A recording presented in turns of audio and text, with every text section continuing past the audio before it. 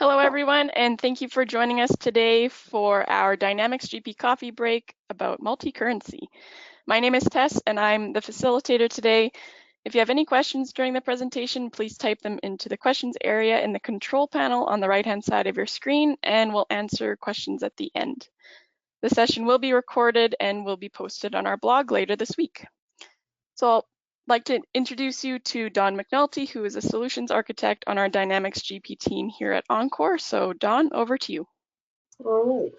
Well, good morning, everyone. Well, potentially afternoon if you're out on the East Coast.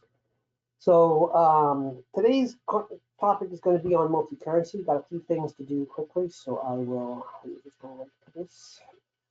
So myself, I'm a solutions architect with Encore. As Tess said, I'm responsible for planning and deploying different products within GP. Today, we're going to talk about multi-currency. Lots of little things to think about when you're doing multi-currency. There's the currency setup, the rate setups, the accounts by currency, and the financial defaults. I will take very little time on those. I'll flash through them fairly quickly in the demo to show you kind of what we're looking at and what we're looking for. Then there's the balancing at month end. There are two types of assets that we need to revalue in most people's cases. We are revaluing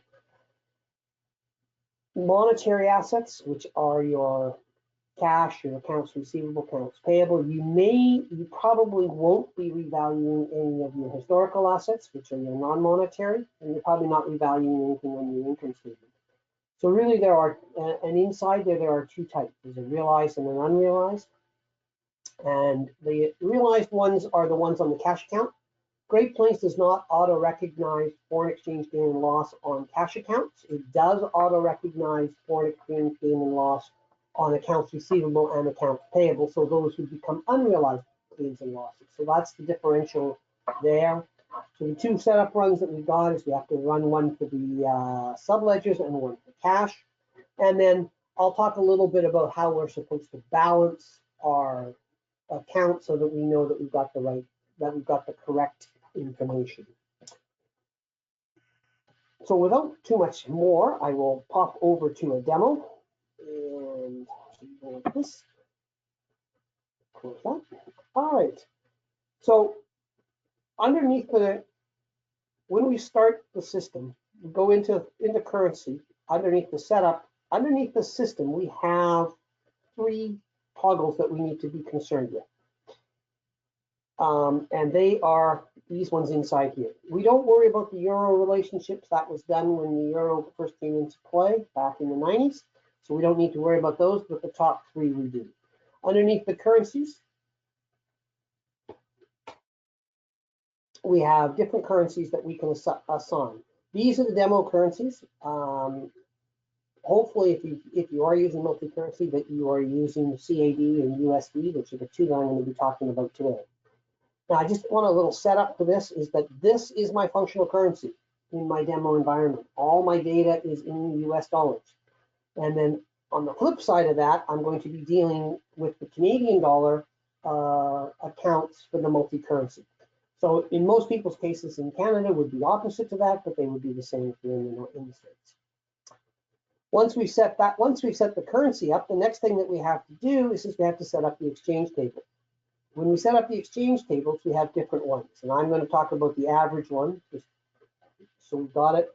Do we multiply? Do we divide? Previous date and things like this. And then from there, we can also select our different rates. And right now, I'm in 2027, and I've got it set at 0.75 for this month. I'm dealing with April of 2027, as you can see down below, 4/12/2027. So these are the exchange rates. This is where you keep track of it, and this is what it will use on a day-to-day basis. The last piece on here is multi-currency access. You can only get access to this when you are actually running when you're alone in the system. You can turn on and turn off different currencies and different exchange tables for each company. So that's kind of the setup from that point of view. That's the global setup. Then underneath the individual firms, we have three more that we need to deal with, which are these three here: multi-currency, rate types, and currency accounts. So the first thing I'm going to talk about is the currency inside here. This is where your functional currency is set. Once it's been set, it cannot be changed. So if you don't have the correct functional currency, give us a call. We can talk you through what we can do to try and fix that if necessary. But it's a fair amount of work involved in order to change that currency. So inside here, the only thing I really wanted to talk about inside here is this little toggle here.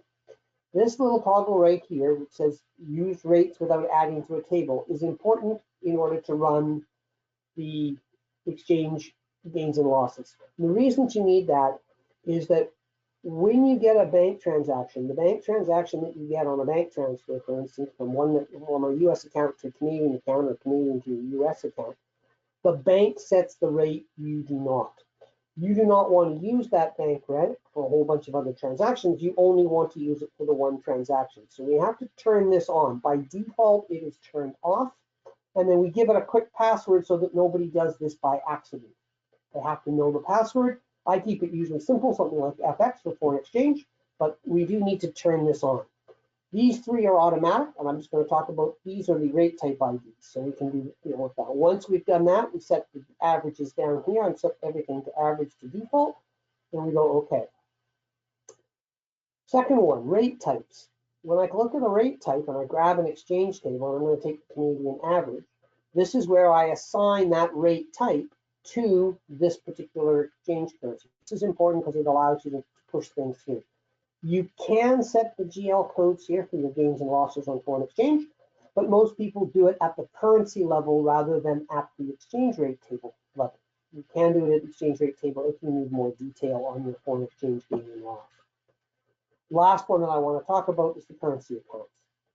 And here, when I go to my Canadian, I have all my different GL codes, and these are where I'm realizing my gains, my unrealized gains and my unrealized losses. And then I've got some offsets inside here. The offsets we don't use too much. The bottom two are important. We must have a rounding write-off and we must have a rounding difference. There are times with transactions when you're multiplying by 4 decimal places on an exchange rate that you will get problems with rounding. You'll be out of penny and you need a place to put it. Ordinarily, these are usually set to the same. Rounding write-off puts it into the same kind of area as in the same accounts as the gains and losses. So once you've set those, that's where the GL codes are going to come from when we actually do the transaction. So now that we've got it all set up and ready to go, we can now talk about the different types of transactions. So we're going to start with the cash account. So ordinarily we have a bank account. And in my case, I'm going to do a reconcile my bank account, and I'm going to pick up RBC. Pick the Royal Bank of Canada. I've got its currency is in Canadian dollars, and we're showing that we've got an 8,754. That's what's on my bank statement. When I click on transactions, we look through here. I got a couple of outstanding transactions. So I've got an adjusted book balance here of 16,754.94. Now this number, if you've done your bank rec correctly, this Canadian dollar value should be equal to the Canadian dollar value in your general ledger. So people go, well, I don't see that because when I go to my summary and I grab the right account, which is this, I see $11,887.84. And that's because that's in US dollar. That's functional currency. This is foreign currency, the 16,000. So we're going to go to currency here. When we click on the currency button at the bottom, it will then show us the period balance. We want the period balance. And we've got the 16,754.94. These two numbers here are the two that you're balancing your checkbook to. You need to balance to this number here. Now this is showing that I got 16,000 Canadian, and in my general ledger, it's worth $11,887 US. Well, even in today's market, we're not at a 0.7. We're at a more like a 0.75 or a 0.8. I guess it is right now. I think it's 79 cents is what it's currently at today. So we need to change this. We can't change this number to 16,754.94. We must change only this number. But you can't enter a journal entry to do this. And the reason you can't enter a journal entry is that every transaction will affect the two currencies at the same time. If I affect only functional currency, it will show up down where that 0 is. and throw my bank rec out. So what we need to do is there's a function inside GP called revaluation. So what we do is we have to set up the GL codes to accept revaluation. So what I'm going to do is I'm going to drill back to the account maintenance, and we're going to look at the account themselves. So underneath the account, this is my Cash and Bank Canada. When I click on my currency tab here, I have a number of settings. I revalue the account. I want to revalue the account by the period balance because I want to revalue all the money. All $16,000 needs to be revalued, not just the amount that I transacted this month, but all $16,000. I want to post the account to the GL, to this GL code, 1101. I don't want to put it to an offset account. And what currency do I wish to revalue? I've got them all, but in this particular case, it would only need Canadian. Underneath the revalue, we must make sure that this is toggled. The number one question I get is how come it didn't revalue when I got a revaluation? It's because this toggle is by default turned off. So in order to turn it on, you must come into here and turn it. I've done it for both this, and I'm also going to show accounts payable in a second. So now that we know that we've got our bank balance and things like that, we're going to talk about revaluation. So now when I go to my revaluation, I'm going to close these up inside here. When I go to my, underneath my routines in financial, I have something called revaluation. And when I click on the revaluation, I can select predefined ones, or I can define one myself. I'll be defining one in a second. But if I grab my cash, there it is there. I'm going to revalue the Canadian dollar. I'm picking period 27, year 2027, which I'm in, and period 4, which is April. And at this point here, I'm going to grab the exchange rate that's in effect. I'm going to take 0.75. So I'm going to grab that exchange rate. I can select a specific date, or I can select a specific rate. So if I wanted to use a spot rate off the Bank of Canada that I did not use for anything else in my system, I can hit the enter rate. I can then click over here and go 0.79. That's what, say today, that's what it is. I'm only going to use 2 decimals, but you do get a lot of decimals. When I hit tab, that toggle that I hit very early on, which showed the FX being allowed without rate tables, gives me this continue button. When I hit the continue button, asks me for the password, only people with the password, and now it's going to use 0.79. If I now hit revalue at this point, I'm printing the report only, and it's a realized gain because this is a cash account. So when I hit revalue, it's going to print it to the screen. So I can take a look at what it's about to do. I get to look at this, and always run the print report first so that you know what it's going to do. So there it is there. There's my 16,000. There was my original functional amount of 11,887. And what it wants to do is it wants to move it from 0.7095125, which was the average exchange rate, this number, 11,000 divided by this, and it takes this number and multiplies by this, and then defines the difference as $1,348. So if I was to run this, and I'm going to post this right now, you'll notice up here I've got my account set. This realized gain that I have here is going to be posted and changed, and it will change only the US value, not the Canadian value. So I'm going to close this, and I'm going to post this report instead. I'm going to go to here, I'm going to grab cash. I'm going to hit post. When I hit post, it asks me for a posting date. And I'm going to do this at the end of the month, so that it's a month-end transaction, which is ordinarily where you would do it. And I'm now ready to go. It's at 0.79. I'm all happy. I go revalue. And then when I close this, it can print a report at that point. It will, by default, I've turned mine off for speed. So inside here, I now go into my series post to make sure that it posted through. There's my multi-currency revaluation. Shows up, I have it posting to the GL. So I can now go and take a look at this journal entry. And what you'll see when I look at this journal entry, it's the only one in my system right now, right here, is that underneath Canadian dollars, it says 0. But when I go to my view and I go to currency and I go to US dollars, I have $1,348. And this is important. It's a Canadian transaction. It's got a US value, has no exchange rate attached to it. You cannot key that entry manually. It's not possible. So now I'm going to go into my series post and I'm going to post it. Pretty simple. Go like so. We hit the post and we'll cancel the analytical one. And that's fine. We go OK. So now that it's been posted, I can go back to my summary here. Oops. Hang on, it's got 2 more zeros. There we are there. This is now moved. So now when I click on currency here, it still says 16,754.94, but you'll notice that the exchange rate has now changed to 0.7899999. It's as close as it can get to the penny. The penny causes the differential, and it's actually worth $13,236.40 US. And that is how much US it should be worth based on today's spot rate of 0.79. This is then what now shows on your financial statements, your $13,000 in your cash account. And from there, you can then run that through when you put it on your financial statements, it will be the correct Canadian value. When you show the auditors, you've got a bank rec that shows this, and you can say that I have revalued that at the current spot rate. Now that was a permanent timing difference.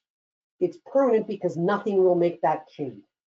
In other words, as I take checks out at different rates from AP and I put cash in from AR at different rates, those rates remain with those transactions, but they never match those transactions together. So when I use money, I can end up with some fairly significant differentials on my average exchange rate based on how many transactions we do in a month and what the differential in the exchange rate is. At the limit, you can end up with a large amount of money from that point of view in your foreign exchange gain and loss. You have to be careful. You have to watch this on a monthly basis. So that is the checkbook. The next one, which everybody always asks me about, is how do I do my subledgers? So when I look at a subledger, and I'm going to use accounts payable, all my accounts payable is all done to an account called 2100. So when I run a trial balance, and I'm going to hit the historical, I'm going to hit the multi-currency trial balance, I'm going to hit the modify just to show you what I've done. In order to get the multi-currency information that you need to balance this, you must run this in detail. Okay? It's not, there are 2 reports that run when you run this in detail with the multi-currency not excluded, and this box is unchecked. One is all the detail, which I really don't care about. But I do care about the second report that comes out, which is the summary page. So inside here, I've changed the enter the date as 4/30/27. I'm not going to put a date field because I have nothing in the future for this. And what I can do is when I go to destination here, I'm putting it to the screen, making sure I can hit the print button, and this will generate the print job. Now mine is not very large. Yours may take a little bit of time because this takes some time to do.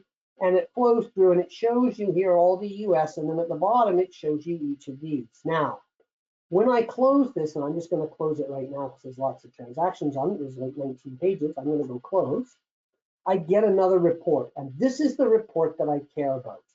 This report here shows you I have $5,000 in Canadian outstanding, I have 0 outstanding in Australian, and I have 1,315,807. Okay? So what I need to do now is I now need to balance my subledger on the Canadian dollar. Like that's how much money I owe. I owe $5,000 Canadian. That means that I should be revaluing that $5,000 at 0.79. So I'm going to leave this one here open. I'll just move it over to the side and let me just move across so we can see those numbers. And I'll move it over here so we can see it a little better. Okay. So now that I've done that, I go back to my financial and I look up my summary account. Now, when I go to my summary account, I go like so, accounts payable. At the end of period 4, I go to currency, same as I did on the check. And now at this point here, I can see that I have $5,000 Canadian. here, its current value, and according to the GL, is $3,720, right? Over here, it's 1315807, 1315807.65. So these two balance. It also shows that I have New Zealand dollars. I have none outstanding, but I have a balance in my GL code of $59 loss. And that's because I deposited New Zealand dollars, and then I used all the New Zealand dollars, emptied the account for the New Zealand dollars, but I did it at a different exchange rate. GP does not write that particular differential off without you doing something, and the only way to get rid of that is through the revaluation. So what we're going to do is we're going to click on the revaluation. Now, because this is going to auto-create exchange gains and losses as you enter the next transactions and pay all these transactions off, we want this to be reversing, because if I change the value in my GL, and then the next month it recognizes the gain and loss on the $5,000 that I pay out, it's going to wipe everything out, but it's not going to, it's going to leave the money behind. So ordinarily we do this as a reversing entry, which is unrealized. So I'm going to leave those two. I'm going to go like that, and I'm going to click on my revaluation. And I'm going to show you how to set one up. So this one is AP. I'm just going to do AP only. Most of the clients use financial. You can revalue individual transactions inside your subledger if you wish. Most people don't, because it means that if you've got 10,000 transactions, it has to revalue 10,000 different pieces. Most people just do it at the month end and do the balance at the end of the month to match up your subledger then balance. So the two that I'm going to do is I'm going to go into here, I'm going to grab the Canadian dollar, and in this one I'm going to enter the rate, and I'm going to enter 0.79 again, and I'm going to go continue and go FX. Okay, going to hit the New Zealand one, and I'm going to hit enter rate, and I'm going to put in now. New Zealand is less than the Canadian, so let's go 0.6. I don't know what it is today, I haven't looked it up, but let's assume that it's 0.6. We hit like this, we go continue, and we hit FX. So these are the Bank of Canada rates that we currently got, or the rates for whatever bank you're using as your source for the exchange rates. There we are there. Underneath the restrictions, I don't want to run it against every single GL code, but what I do want to do is I want to run it against segment number 2, which is my account number, and I want to run it for 2100. 2100. I'm going to go insert. And that will then just pick up my 2100. I go, okay. So now I'm going to print the report because I want to see what it looks like, and I'm going to hit the revalue. When I hit the revalue, it'll print it to the screen. Now, because this is open, I'm going to need to close this. Otherwise, the report won't print, as you guys all know. There we are there. So you'll see here that the New Zealand dollar is 0.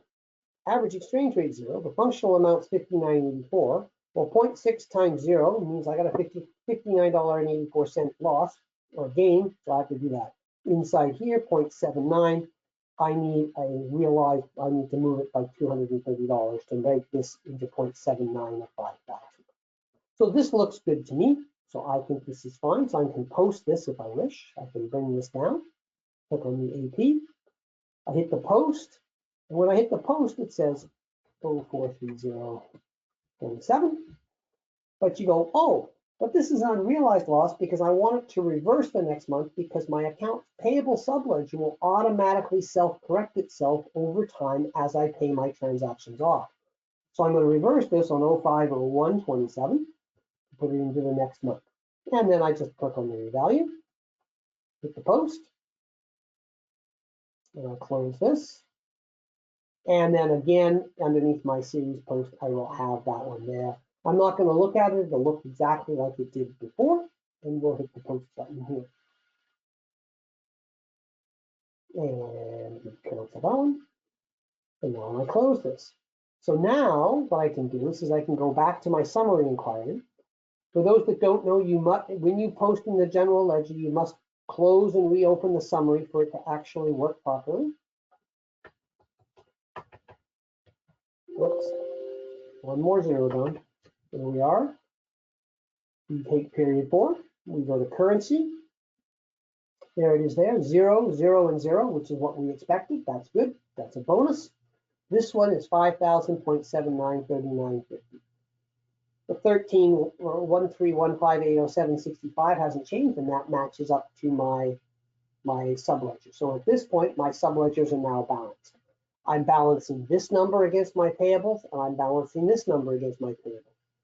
Now, I would say 60% of the clients run their accounts payable in 2 separate GL codes, one for Canadian and one for US, in which case the Canadian version of this would have a 0 inside the functional currency. There should never be anything but Canadian dollars in that particular one. It's a good check for you to make sure that that is what is going on. So that's kind of how the multi-currency revaluation and stuff works. It's 9:25. I think that's right on time for what we wanted. I will just quickly go back to my slides here.